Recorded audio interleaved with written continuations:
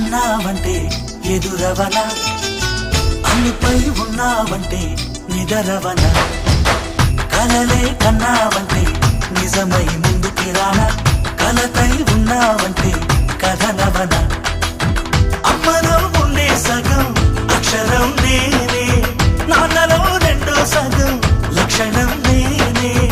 అమ్మతోడు నాన్నతోడు అన్ని నీకు అన్నే చూడు, చెల్లిపోని బంధం నేనమ్మా, చిట్టి చెల్లెమ్మా, వెళ్ళిపోని చుట్టం నేనే.